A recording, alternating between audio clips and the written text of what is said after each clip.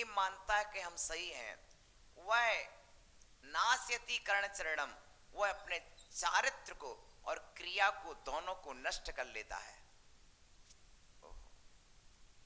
एक व्यक्ति ये सोच रहा है कि बाहर में रखने से क्या हानि है, हमारे परिणाम तो भीतर में उज्जवल है, भीतर में भाव तो उज्जवल है। तो आचार्य कहते नहीं, अग्नि हो तो आंच आती है, पानी बरसे तो शीतलता अंदर भी बताती है। इस तरह से जैसी सामग्री हो वैसे परिणामों की जनक होती है। इसलिए हमेशा सामग्री परम पवित्र अपने पास होनी चाहिए। मंदिर आए, चावल की डिब्बी साथ में लेके आए, परिणामों की निर्मलता के लिए लेके आए कि नहीं? प्रिय बंधुओं, आपको मालूम है अपने साथ में धर्म का आयतन, करुणा का आयतन, पूजा का आयतन, भक्ति का आयतन, सभी तरह की अनुकूलता रखना पड़ती है। आओ, यदि कोई जीव ऐसा करता है कि वह निश्चय स्वरूप को नहीं जानकर उसको निश्चय श्रद्धान कर लेता है कि यही वास्तविक है, तो वो निश्चयाभास में पहुंच जाता है। और निश्चयाभास में पहुंच करके बाहरी क्रियाओं में आलसी हो जाता है। अब मुझे जीवों की रक्षा क्या करना, मेरे भीतर में भाव तो उज्जवल है। क्यों? एक जीव ने पढ़ लिया कि जीव अविनाशी है, नित्य है, आत्मा का नाश नहीं होता। नैनम छिदंती शास्त्राणी, नैनम दहति पावका, ना तो आत्मा शस्त्रों से घात होती है, ना आत्मा अग्नि में जलती है, ना वायु से सूखती है। ओहो ज्ञानी, ना पानी में गलती है, ओहो, ना आग में जलती है। ज्ञानी, ये तेरा एकांत था, इसी एकांत ने तो युद्ध करा दिए, इसी एकांत ने युद्ध करा दिए, महायुद्ध करा दिए। प्रिय बंधुओं, समझ रहे आप? महायुद्ध हुए। क्यों? आत्मा जलती नहीं, गलती नहीं। ये निश्चय नहीं था, निश्चयाभास था। क्या था? क्योंकि आत्मा भी संसारी है और संसार में 10 प्राण का धारी है। प्राणों के वियोग को मरण कहते हैं। प्राणों में बाधा पहुंचती तो संक्लेश भी होता है। प्रिय बंधुओं, और जब संक्लेश होता है तो उसका पाप हमें लगता है। इसलिए भगवान ने संदेश दिया कि नहीं, व्यवहारने से जीव का मरण भी होता है और व्यवहारने से जन्म भी होता है। कोई कहे मरण नहीं होता तो ये बता कि जन्म हुआ था कि नहीं हुआ। यदि तू जन्म को मानता है तो मरण को मानना पड़ेगा। जन्म को मानते हैं तो मरण को क्यों नहीं? जिन प्राणों के संयोग से जन्म माना है उन्हीं प्राणों के वियोग का नाम तो मरण है। शरीर पड़ा है, शरीर में से जो निकल गया उसका नाम जीव है। क्या? शरीर पड़ा है, मरण के बाद कैसे जाने कि जीव मर गया? मरण के बाद कौन निकल गया? जानने वाला निकल गया, समझने वाला निकल गया। समझ रहे? अनुभव करने वाला निकल गया, वही तो जीव था। प्रिय बंधुओं, आत्मा का मरण नहीं होता पर 10 प्रकार के प्राणों का वियोग तो होता है। इसी पर्याय के वियोग का नाम तो मरण है। व्यवहार उपादेय है। कोई व्यवहार को ना माने तो जन्म मरण शब्द समाप्त हो जाएगा। समझ रहे? मात्र निश्चय को स्वीकार कर ले तो संसार में जन्म मरण किसका? आप मरण की बात नहीं कर सकते हो, जन्म का उत्सव नहीं कर सकते, मरण का मातम नहीं कर सकते। प्रिय बंधुओं, यदि इस व्यवहार को नहीं मानोगे तो आचार्य कहते हैं कि लोग जिस तरह से राख के ऊपर चलते हैं वैसे प्राणियों को कुचलते जाएंगे। फिर तो कत्ल खाने वालों को हिंसा नहीं लगेगी यदि मरण नहीं होता तो। बोलो, आपने स्वीकार किया ना कि मरण होता है। प्राणों के वियोग को ही मरण कहते हैं, आत्मा के नाश को मरण कहीं नहीं कहा गया है। आत्मा के नाश को मरण नहीं कहते हैं, 10 प्रकार के प्राणों के वियोग को। और प्राणों का वियोग होता है, कैसे हो जाता है?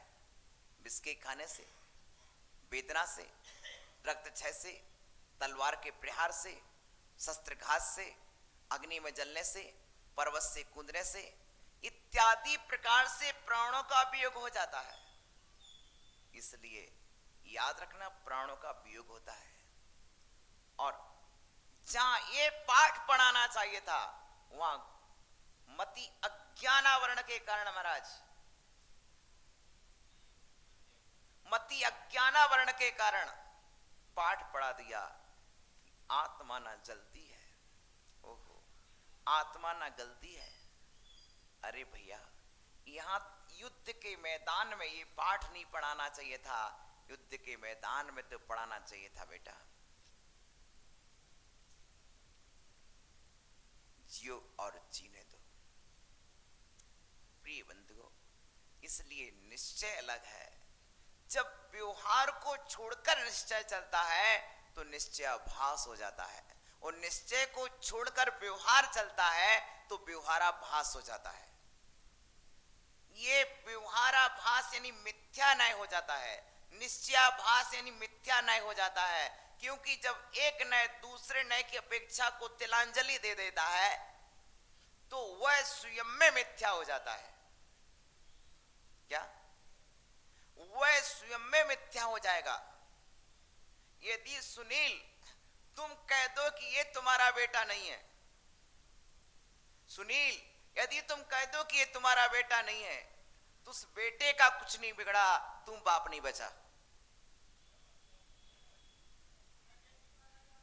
यदि ये कह दिया सुनील ने कि ये मेरा बेटा नहीं है, तो सुनील बेटे का कुछ भी नहीं गया, मात्र तुम पिता नहीं बचा।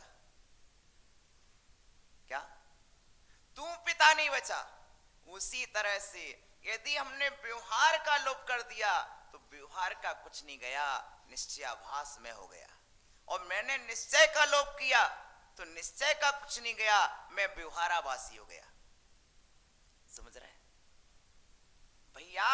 इस तरह के तत्व की दृष्टि को रखना, क्योंकि जैन दर्शन नए के ऊपर चलता है, नए प्रधान है जिनवाणी। आचार्य भगवंत ने खूब समझाया कि सुनते सुनते चूक नहीं कर जाना। पंडित जी ने कहा था हथियार रख सकते कि नहीं, अब सोचने की बात थी। लो, यदि मैं कह दूं हथियार नहीं रख सकते तो समस्या। इसलिए सोच समझ के बोलो कि सुरक्षा के उपकरण रख सकते हैं, हथियार नहीं रख सकते। तुमने मकान बनवाया ना, दरवाजे लगाए कि नहीं लगाए? वो क्या है? बस आपने सुरक्षा के हर उपकरण। तो आइए, जो जो निश्चय को नहीं जानता हुआ और निश्चय को मान ले तो निश्चयाभास में चला जाएगा, नास्यति करणम, और अपनी क्रियाओं को नष्ट कर डालेगा, जीव रक्षा नहीं करेगा, त्रस्व स्थावर जीवों को कुचलता जाएगा। अरे जीव मरता ही नहीं है, तुमने कब कह दिया जीव मरता है? ऐसा सोचेगा। प्रिय बंधुओं याद रखना, उस राजा ने युद्ध पर विजय पाई और बंदी बनाने के बाद जब उसी राजा ने क्षमा मांग ली तो क्षमा भी कर दिया। क्यों? तुम्हें मारना मेरा प्रयोजन नहीं है, बस तुम अन्याय ना करो, अनीति ना करो, तुम अपने घर में सुखी रहो, हम अपने घर में सुखी रहे। बोलो, नास्यति करण चरणम, नास्यति, बोलो, अपने घर में रोटी सेंकने के लिए आग जलाने का अधिकार है कि नहीं है? बोलो, बोलो, अपने घर में रोटी सेंकने के लिए आग जलाने का अधिकार है कि नहीं है? बोलो, तो आग जलाना पाप है कि नहीं है? लेकिन वही आग जब घर के चूल्हे में ना जला करके क्या करो, तुम किसी की चादर में लगाओ तो, बोलो, हो गया। किसी की दुकान में लगाओ तो, समझ रहे? बस यही एक जगह सुरक्षा है और एक जगह अन्याय है। आपके पास सुरक्षा भी है, यदि विवेक पूर्वक किया जाए तो वही वस्तु सुरक्षा के काम आती है, और अविवेक पूर्वक की जाए तो वही आपके अन्याय के काम आ जाती है।